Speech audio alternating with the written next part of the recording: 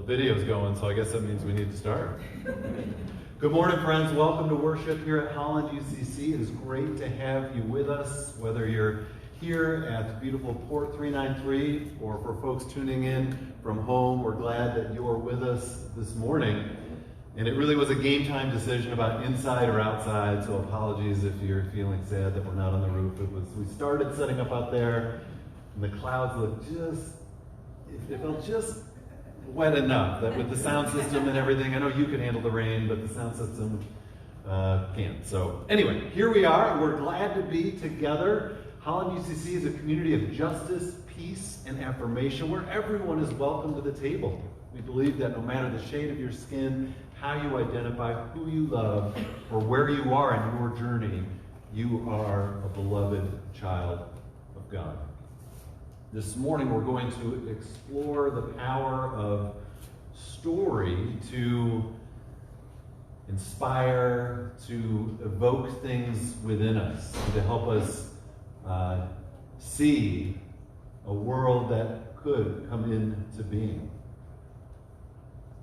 Well, as you're settling in here, I invite you to get comfortable in your seat and maybe just close your eyes for a moment. And I invite you to take a deep breath in.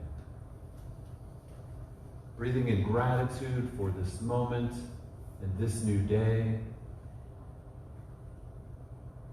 Breathing out.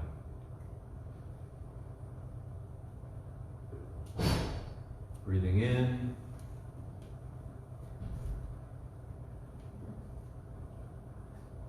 And breathing out.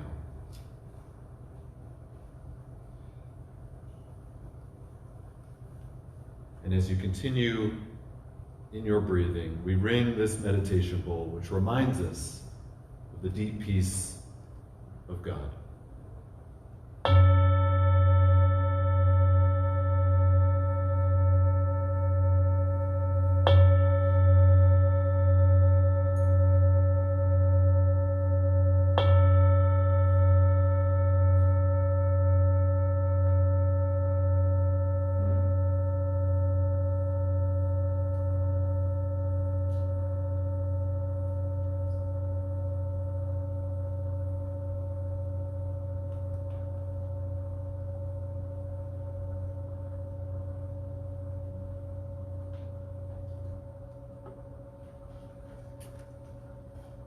Well, because we're inside, we are requesting folks to wear masks, so thank you all for participating in that and abiding by that. It also means we're not going to sing until the a cappella doxology at the end.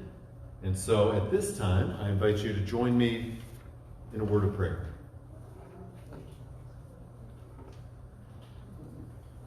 O God of stunning surprises and uncanny support, your foolishness is our hope, your lavishness our sustenance, your toughness our encouragement, your gentleness our ease and recreation.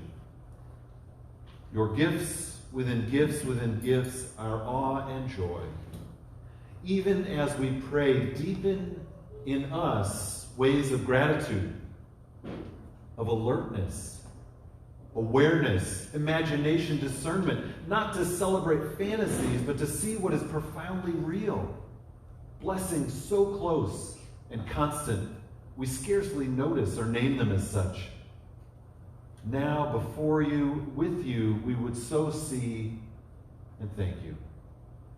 There is yet beauty in this strident, scarred world, for we have heard strains of it, seen splashes of it, felt the shock and power, draw and renewal of it, and been quickened for a time, even jolted to add a jot and wit to creating a new, brighter world.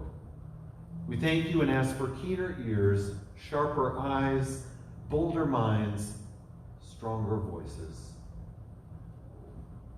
And so we thank you the more for those among us who are the hallowers, who show us what it means to see and make all things holy, for the courage and honesty of poets and prophets, whose words and images and visions take us into your presence, for all who say what they mean and mean what they say and build trust among us, There is nothing else to say except thank you and amen. Peace be with you, friends. I invite you to stand if you're able and take a moment and say hello or pass a word of peace to someone near you. And peace to you at home.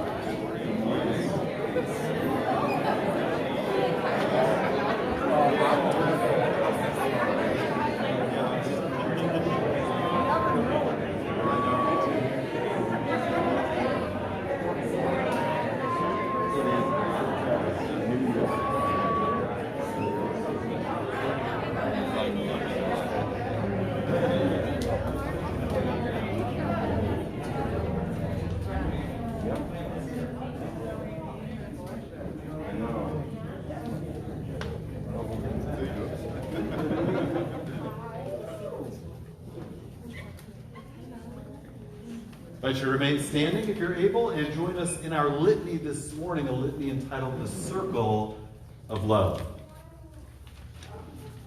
We know that hurt moves through the world, perpetrated by action, inaction, and indifference.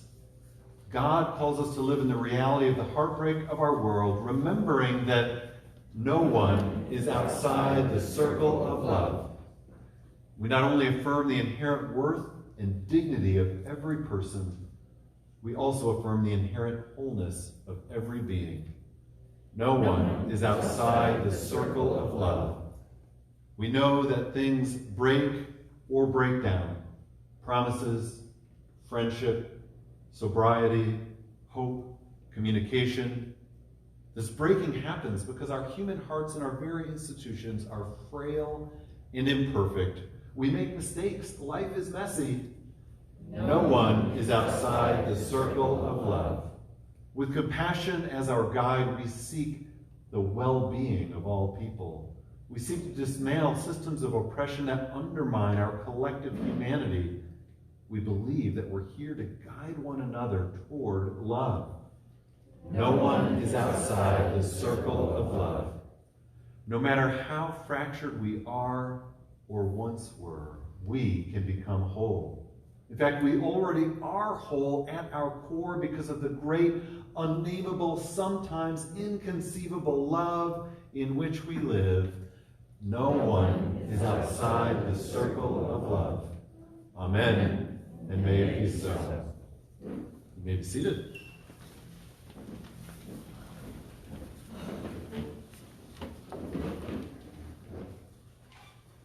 Our verse for reflection this morning from Mark 4:34, he did not say anything to them without using a parable.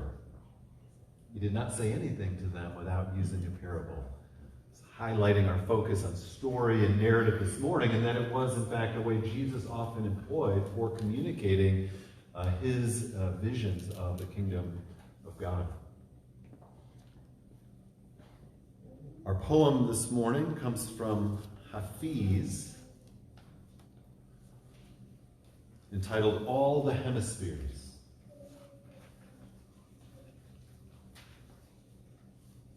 Leave the familiar for a while. Let your senses and bodies stretch out like a welcomed season onto the meadows and shores and hills. Open up to the roof. Make a new watermark on your excitement and love. Like a blooming night flower, bestow your vital fragrance of happiness and giving upon our intimate assembly. Change rooms in your mind for a day. All the hemispheres in existence lie beside an equator in your heart.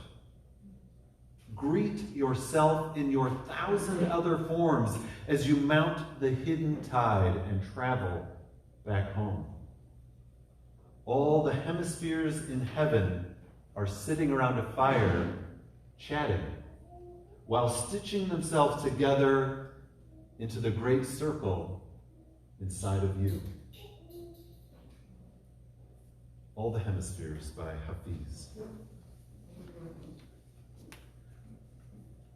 This time I'll invite our reader forward. Is our reader here? I'm not sure I saw our reader this morning. So I might be calling on a volunteer to be our reader this morning. Would anyone like to be our reader? I've got it printed out here. Any takers? You see, you weren't planning for this. All right, David, thank you. It's, you can take your mask off for reading. It's front, and then it finishes in the back, and hold it nice and close. Thank you.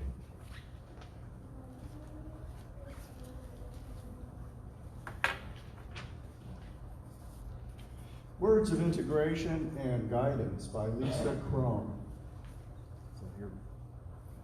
Anthropologists tell us that storytelling is central to human experience, that it's common to every known culture, that it involves a symbiotic exchange between teller and listener, an exchange we learn to negotiate in infancy. Just as the brain detects patterns in the visual forms of nature, a face, a figure, a flower, and in sound, so too it detects patterns in information. Stories are recognizable patterns, and in those patterns we find meaning. We use stories to make sense of our world and to share that understanding with others. They are the signal within the noise. Now a reading from Scripture Psalm 85 as rendered by Nan Merrill. Beloved, how gracious you are to your people. You restore their souls time and time again. You forgive their distractions when they wander far from you. You give them new life. Yes, you bless them and raise up new hope. You awaken their hearts to love. Restore us again, O Spirit of truth. Burn us with the refining fire of love. We cannot live separated from you. Cast out the demons of fear, doubt, and illusion. Revive us again, we pray. May your people rejoice in you. Have compassion on your people, O Holy One, and grant us your forgiveness. Listen, O people, in the silent chapel of your heart. And the beloved will speak of peace to you, to the hidden saints, to all who turn their hearts to love. Surely new life is at hand for those who reverence love. Oh, that harmony might dwell among the nations. Steadfast love and faithfulness will meet. Righteousness and peace will embrace one another. Wisdom will spring up from the ground, and truth will look down from the sky. Yes, the eternal giver will grant what is good, and the lands will yield abundantly. Mercy and compassion are love's way. You will guide our footsteps upon the path of peace as we recognize with open hearts that you are our peace. Hear what the Spirit is saying to the church. Thanks be to God. Thank you, David. He didn't even get a chance to practice that. Excellent. Excellent.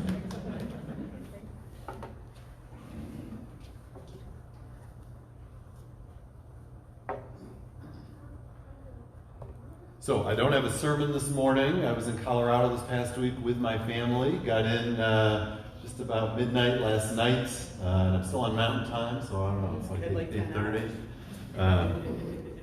So there's no sermon, but I thought I'd share with you one of my favorite stories, and then allow us to just I want you to sort of really listen in and allow it to sort of work its way in your mind and heart, and then we're going to have a chance to just kind of react to it together and have some conversation about what it evoked for us. And this story was written about 50 or so years ago by William Maxwell. One more sip of water. The title, as you could guess by the front of your bulletin, is The Sound of Waves. The Sound of Waves. Once upon a time, there was a man who took his family to the seashore. They had a cottage on the ocean, and it was everything that a house by the ocean should be: sagging wicker furniture, faded detective stories, blue china, grass rugs, other people's belongings to reflect upon, and other people's pots and pans to cook with. You've been there. Sometimes it's hard to find that one thing you need. But the first evening, after the children were in bed, the man and his wife sat on the porch and watched the waves come in as if they had never seen the sight before. It was a remarkably beautiful evening, no wind, and a calm sea.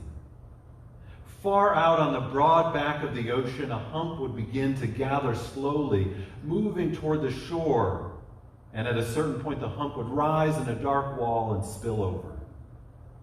The sandpiper went skittering along the newly wetted, shining sand. The beach grass all leaned one way. The moon was riding high and white in the evening sky, and wave after wave broke just before it reached the shore. The woman said to the man, "What are you thinking about?" "I was thinking about how many waves there are," he said, which made her laugh. "Thousands upon thousands," he said solemnly. "Millions, billions." He had been brought up far inland, where the only water was a pond or a creek winding its way through marshes and pastures. And though this was not his first time at the ocean, he could not get over it. No duck pond has ever yet gathered itself into a dark wall of water. Creeks gurgle and swirl between their muddy banks, but never succeed in producing anything like the ocean's lisp and roar. There was nothing to compare it to except itself. The next morning he went for a swim before breakfast. The waves were high, but he waited, and the moment came when he could run in and swim out into deep water. He swam until he was tired and then rode in on a wave and went back to the house with a huge appetite. There was no newspaper to remind him that it was now Sunday the 20th and that tomorrow would be Monday the 21st. There was a clock in the kitchen, but he seldom looked at it, and his watch lay in his bureau drawer with the hands resting at 1:15. The only thing that kept him from feeling that time was standing still was the sound that came through the ocean windows. Sish, sish, sish, a wish, sish. As always, when people are at the ocean, the years fell away. The crow's feet around the man's eyes remained white longer than the rest of his face, and then all the wrinkles were smoothed away during the nights of deep sleep and the days of idleness. He and his wife were neither of them young, and nothing could bring back the look of really being young, but 5, 10, 15 years fell off them. When they held each other at night, they smelled the salt sea, lay in one another's arms, and heard the sound of waves. This year, and next year, and last year, and the year before that, and the year after next, and before they came, and after they had gone. The woman was afraid of the surf and would not go past a certain point, though he coaxed her to join him. She stood timidly this side of the waves, and he left her after a while and went out past the sandy foam to where he could stand and dive through the incoming wall of water. There was always the moment of decision, and this is what she dreaded and why she remained on the shore, because the moment came when you had to decide, and she couldn't decide. Years ago, she had been rolled, and the fright had never left her. So had he, of course. He remembered what it had been like and knew that if he wasn't careful diving through the waves, he would be whipped around and lose control of what happened to him, and his face would be ground into the sharp gravel at the water's edge. His bathing trunks would be filled with sand, and floundering and frightened, he would barely be able to struggle to his feet in time to keep it from happening all over again. But he was careful. He kept his eyes always on the incoming wave, and swimming hard for a few seconds, he suddenly found himself safe on the other side. As he came out of the water, his face was transformed with happiness. He took the towel his wife held out to him, and hopping on one leg to shake the water out of his ears, he said, "This is the way I remember feeling when I was 17 years old." While she was shopping for food, he went into the post office and waited while a girl with sun-bleached hair sorted through a pile of envelopes. He came away with several, including a bank statement which he looked at out of habit, debits and credits, the brief but furious struggle between incoming salary and outgoing expenses, and then put it in the same drawer with his watch.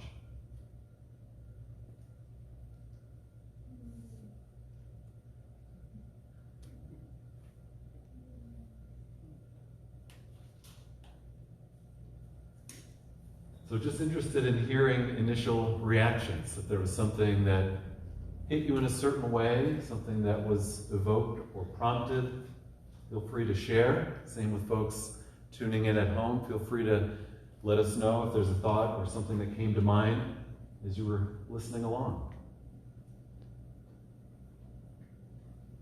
I just felt my whole body relax.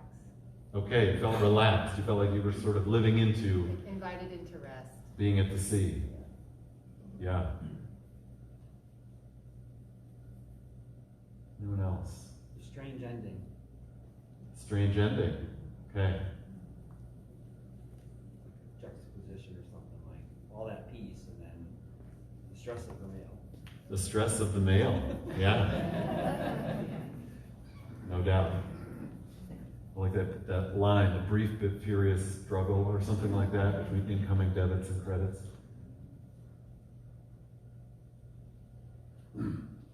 But there's sense like there was a freedom too, right? To just put that in the envelope and be like, I'm not going to deal with that today. That felt like, to me, like, oh, that feels nice. Yeah. I think the sense of immenseness, I was thinking about that you were out west in the mountains and that every time you feel that sensation, for me that translates to God.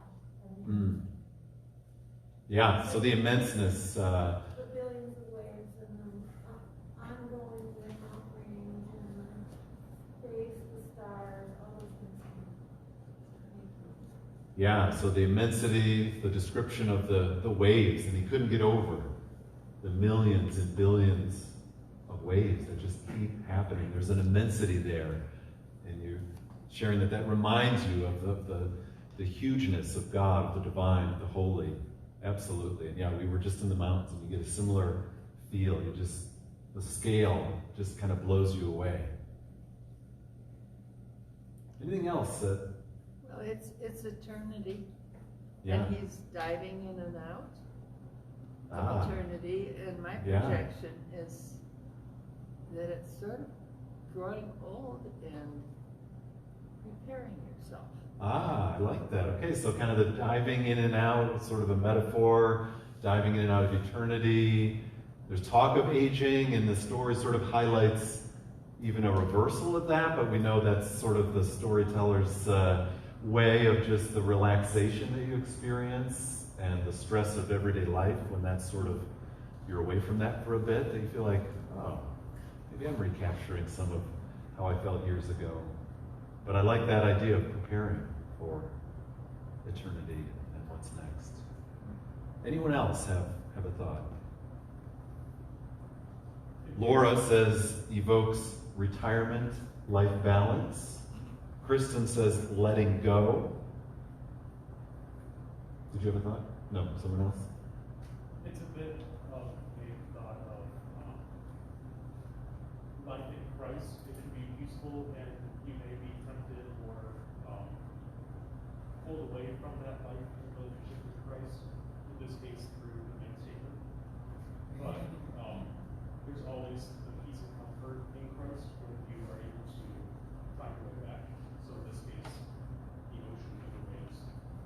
The ocean and waves did bring out this new life, which can be connected to this regeneration. Yeah, thank you. Yeah, sort of a picture of the balance that we can feel in our relationship with God, like the Christ, and yet that there's struggle as well, and we can find ourselves facing challenge. Or, He was first. okay. No, I was just gonna say, the waves to me represent life, like there's danger in life, there's risk, but there's also joy. And so his wife was too afraid to kind of jump in and experience that joy, that exhilaration, even in this like place of danger.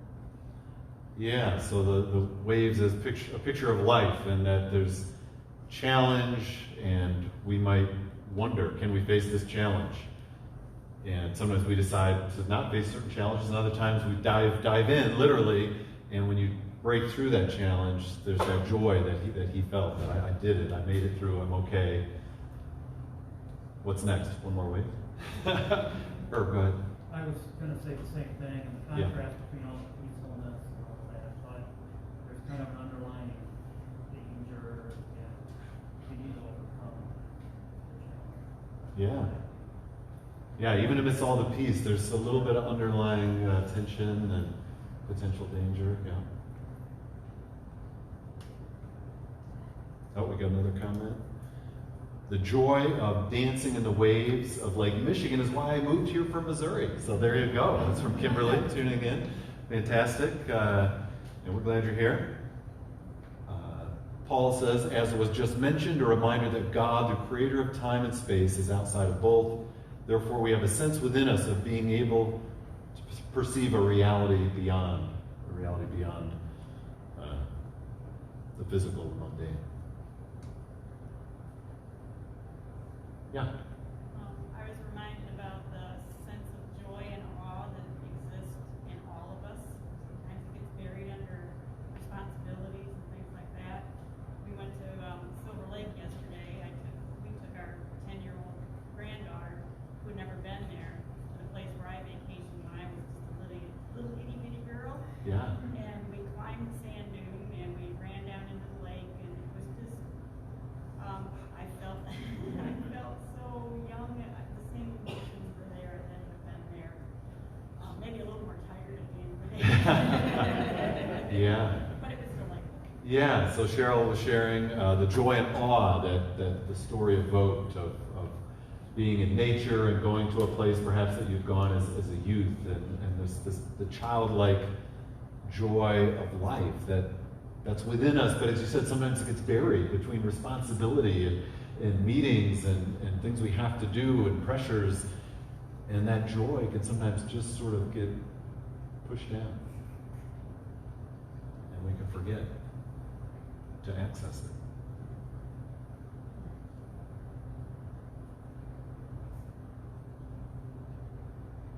All right, so Alan thought that was a strange ending. It was kind of a pause. It wasn't quite the whole thing. So, holding out on you. Oh man, that wasn't nice. There is a little pause. It's a short story, and the second part is shorter than the first. So I'm gonna finish it out, and then I want to hear if that changes anything in how you receive the story. All through sunny days and cloudy days, and days when it rained, and days when the fog rolled in from the ocean and shut out the sight of the neighboring houses, the waves broke and broke and broke, always with the same drawn-out sound, and silently the days dropped from the calendar. The vacation was half over.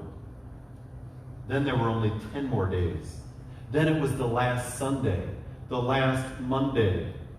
Sitting up in bed, the man saw that there was a path of bright moonlight across the water, which the incoming waves passed through, and the moonlight made it seem as if you could actually see the earth's curve. During the final week, there were 2 days in a row when the sky was racked with storm clouds, and it rained intermittently, and the red flag flew from the pole by the lifeguard stand, and only the young dared go in. Like dolphins sporting, the man thought, as he stood on the beach, fully dressed with a windbreaker on, and watched the teenagers diving through the cliffs of water. The waves went crash, and then crash, and again crash, all night long. This stormy period was followed by a day when the ocean was like a mill pond, and the waves were so small they hardly got up enough hump to spill over, but spill over they did. Sish, sish, a wish. Since the world began, he thought, stretched out on his beach towel, the IBM machine had not been invented that could enumerate them. It would be like counting the grains of sand all up and down the miles and miles of beach. It would take forever. He could not stop thinking about it, and he decided that in a way it was worse than being rolled. It was what reconciled him in the end, to the packing, and the last time for this, and the last time for that, and getting dressed in city clothes, and the melancholy ritual of departure. It was too much. The whole idea was more than mind could manage, outside the human scale. Rather than think about the true number of the waves, he gave up his claim to the shore they broke upon, and the beach grass all leaning one way, and the moon's path across the water, and the illusion that he could actually see the earth's curve. From the deck of the ferry boat that took them across the bay to the mainland, he watched the island grow smaller and smaller. And in 2 weeks' time, he had forgotten all about what it was like this year, next year, last year, and before we came, and after we've gone.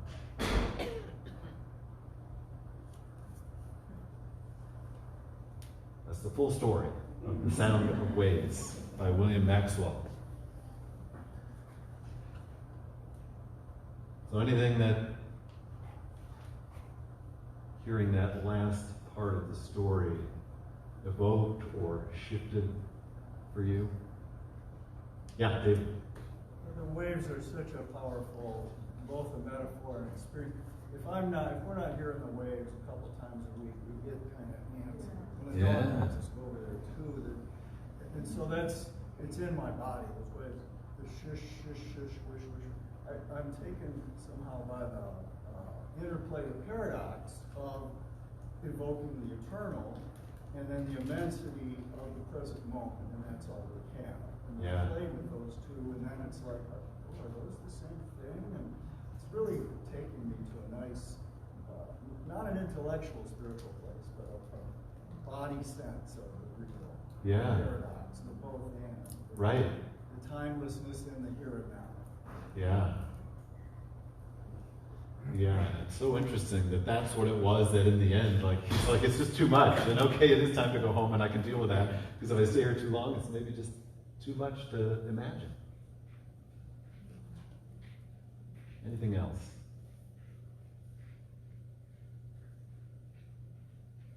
On a personal note, that's why I left Ann Arbor and came back to Holland. So I can hear the waves every day. So you could hear the waves, yeah, Except in absolutely. winter.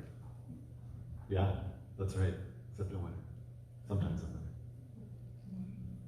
It was interesting to me that I still felt that, like he was saying, that sense of peacefulness in my body, that I get to be a part of this and it goes on. Yeah. This, it's always been, it always will be, like it feels safe. Okay, yeah, beautiful.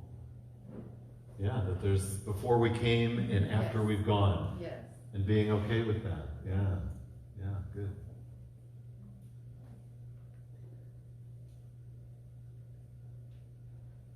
That line that stuck out to me there with the melancholy ritual of departure. Having just done this yesterday, we'd been in Colorado for 5 days, and then it's like, okay, get everything together, get ready to get the luggage and all the kids to the airport. And there was a melancholy to it, You look at the place you stay for the last time, you look at the view of the mountains for the last time, you want to peek through the window of the plane one last time to see them before you leave. There is that sort of melancholy ritual of departure, whether vacation or a move or a life change in some other way. Well, that was a powerful line.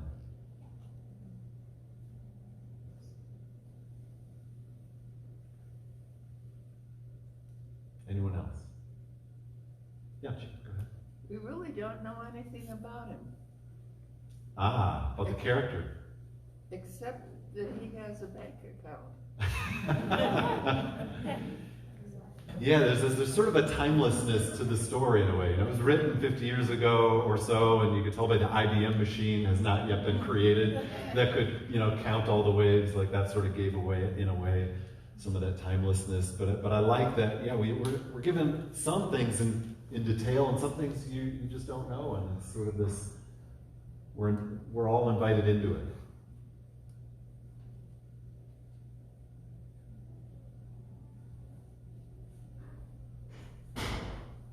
Well, thank you for indulging me in sharing one of my favorite stories with you all this morning. Really, thank you. And I hope that something was evoked within you that you can take with you this morning. And Martin Buber noted, the Jewish theologian, writer, philosopher, noted that a story must be told in such a way that it constitutes help in itself. My grandfather was lame. Once they asked him to tell a story about his teacher, and he related how his teacher used to hop and dance while he prayed. My grandfather rose as he spoke, and he was so swept away by a story that he began to hop and dance to show how the master had done, and from that hour he was cured of his lameness. That's how to tell a story. That's how to tell a story, Martin Buber. And so my hope, friends, is that the story that we tell in our lives can bring hope and healing and speak of the connection to the divine that we've experienced and that we long for all to experience. Amen. And may it be so.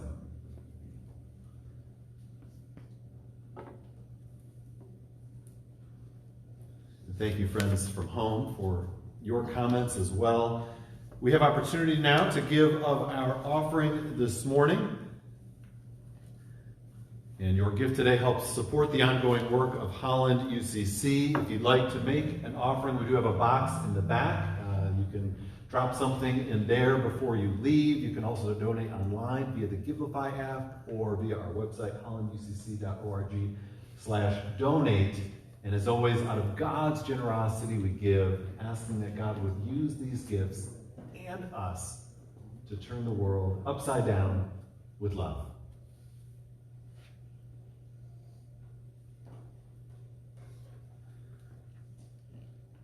We have a chance now to share some things that are happening with one another. Anything you'd like remembered in prayer, anything you'd like to celebrate and share with the wider circle, you have a chance to share that now.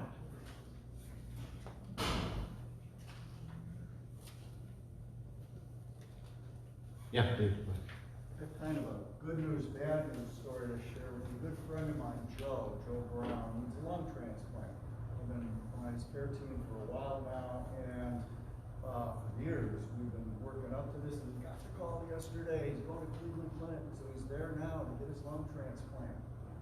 But they warned us, sometimes there's dry runs and things go wrong.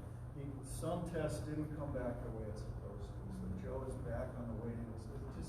It just rips your heart out. Yeah. He's so patient and so centered and so Christ-centered. He's just, not that anybody wouldn't be worthy of a lung transplant, but he seems so worthy. So keep Joe in your prayers and thoughts, and I hope in another couple of weeks he gets the call again and it happens for him.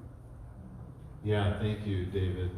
Sharing about his friend Joe, who's been waiting for a lung transplant, got the call that it was going to happen, and he got there, and tests didn't come through as they were hoping, and turned out he's back on the waiting list. So prayers for Joe, for health, for patience, for peace amidst all of that. Very difficult. So thank you for sharing that with us, and we'll hold Joe in our prayers and say, oh God, hear our prayers. I'm very grateful for the study on reparations. Yeah. And I would like to pray that the whole church consider it, think about it, and have a dialogue. Yeah.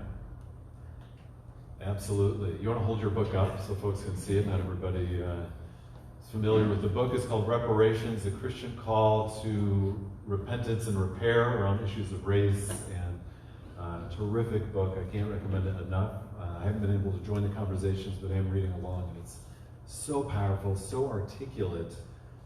It's just really a terrific reading on the issue of race in this country, and I've really been blessed by reading and challenged by reading it. So I hear your call that we take its calls to heart and think about what can we do as part of this movement toward racial equity and healing and justice. So. For God's help in that process, we say, oh God, hear our prayers. Yeah. Judy and Scott Vanderswag's Nephew, I think. Great nephew. Great nephew, okay. I'm not sure the current status, but his name's Aiden, and he's in the hospital, and he's, I don't know, someone knows more than I do, but obviously we should be praying for him. Yeah, praying for Aiden. I think he had some strain of E. coli or something that disrupted him, and he's been in the hospital, and it's been very serious, and I don't remember the age, but he's young. And so we want to keep Aiden, great nephew of Scott and Judy Vanderswalk, in our prayers, and his family as well. So for Aiden, we say, oh God, hear our prayers. Yeah. Yeah, I just wanted to express gratitude. We found this community recently, and it's just given me hope that we can raise our families with just in awe of the divine and the beauty of everything being a gift, but without hatred and exclusion and all the things that can go with religion. So just really thankful you're here. Yeah, well, we're glad you're here. Absolutely. Tell me your name.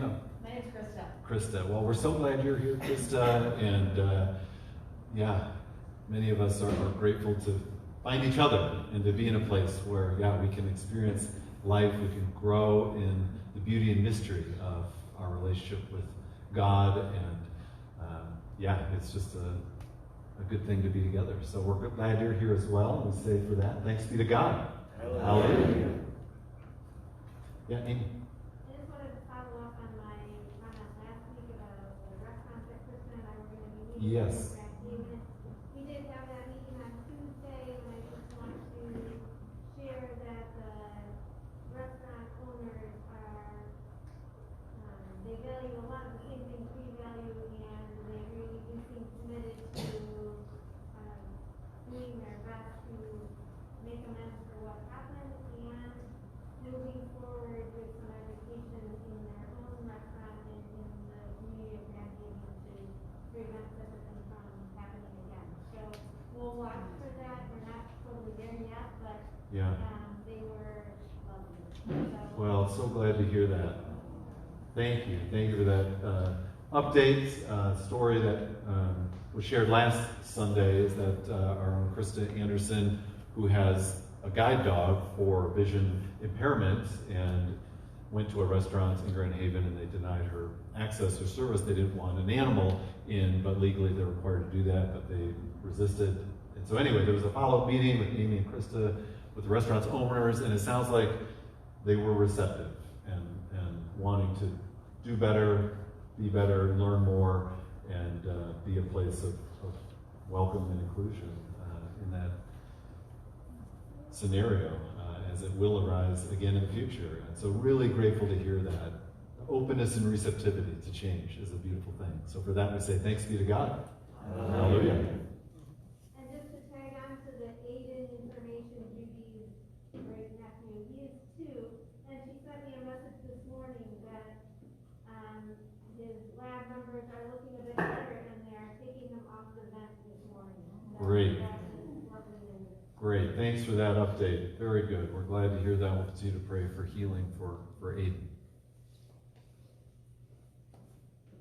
Anyone else? Something that you'd like to share, have remembered in prayer, or celebrate this morning? Yeah. I'll just share a little bit about my older daughter. She's 23. Her name is Anna. So she's been on a little bit of a medical journey throughout this year, so it's not super new, but she started with double vision in January, and so we've been through some CAT scans and MRIs, and in a couple of weeks she has a cerebral angiogram.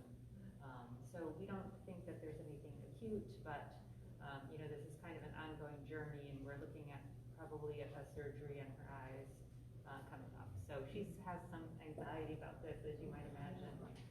So just keep her in your prayers, if you would. Okay, so for Anna and upcoming eye surgery and all that goes along with that, we'll certainly hold Anna and you all in our prayers, Amy and Alan. So for Anna, we say, oh God, hear our prayers. Yeah. Again, for Michelle DeBoer, Yes. who has to move, who needs our support. Absolutely. Yep. We continue to pray for Michelle DeBoer. She has an impending move to a place where she can get the care that she needs and the life support that she needs with her health concerns. And the stress of moving is real, especially given some of the challenges she faces. We are planning a yard cleanup this Tuesday, 7 o'clock. It's been posted online, but the address is 139 Summerwind Court. 139 Summerwind Court. Follow up with me if you want more details, but If you can show up Tuesday with a rake and a good attitude, we're going to do what we can to get that yard in shape a little bit as she's preparing the house to sell. But most importantly, just prayers for you, Michelle. If you're tuning in, we're thinking of you and praying for you, and hope this transition goes well. So for Michelle, we say, oh God, hear our prayers. Judy said- AM or PM? 7 p.m. I don't do 7 a.m. Yard work. No. p.m. Judy sent a message that says, thanks for the prayers. I did send a praise via Facebook Live. So she Okay. commented more. All right. Great.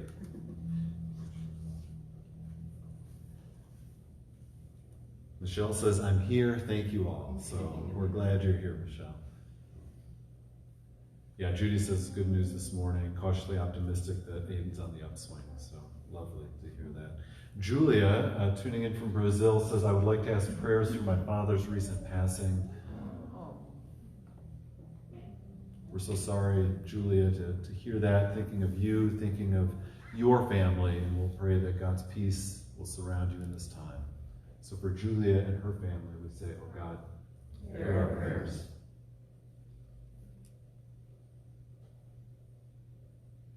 Well, no doubt there's more happening in our lives and in our world than we have given voice to. So if there's anything that you're holding on to now, I invite you to lift that up to God in the silence.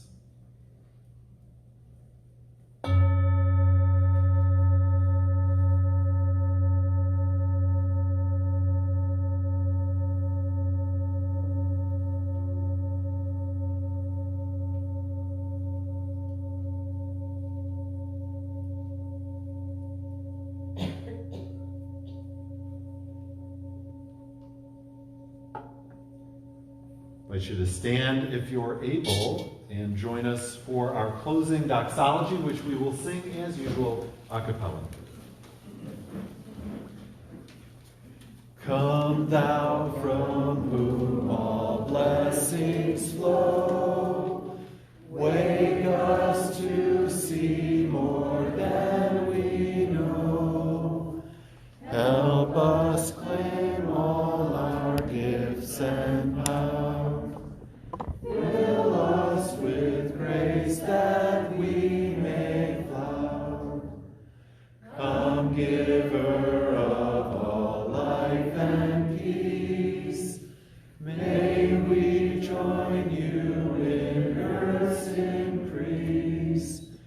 Grant us new courage for this day, that we may find true wisdom's way.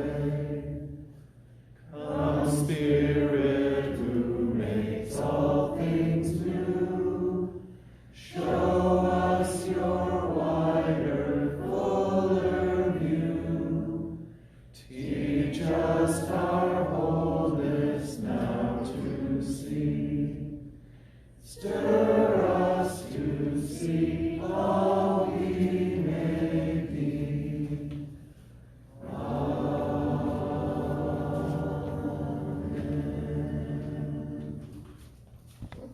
A few announcements before we take off together. Reminders, book study ongoing at 9 o'clock next door Sunday mornings before service. So you can come a little early, join a terrific conversation, even if you're just getting the book or just want to sit in and hear some of the conversations around the topic. I invite you to join that. Tuesday Zoom coffee, 9 a.m. online. That's via Zoom. That link is available in the weekly email. It goes out each Friday. Wednesday, Pub Theology is now 6 o'clock, so half hour earlier. Guardian Brewing, just south of Holland, just north of Saugatuck. Join for good conversation over a beverage. And Thursday, Contemplative Practice session. You can tune into those online. And again, Tuesday, 7 o'clock p.m., yard cleanup or Michelle DeBoer. Talk to me if you have any questions or need the address. Any other announcements for the good of the whole? You can always go online to hollanducc.org, follow us on Facebook or social media for the latest with us. And now, as you go, friends, may the peace of Christ go with you wherever he may send you. May he guide you through the wilderness, protect you through the storm. May he bring you home rejoicing at the wonders he has shown you. May he bring you home rejoicing once again into our doors. Amen. And go in peace. the chair status today? Chair statuses, I think we need to put a couple of tables up and stack them up like you see on the outside. So if folks want to help move in a couple tables and then put up a couple chairs, that'd be great. Thank you.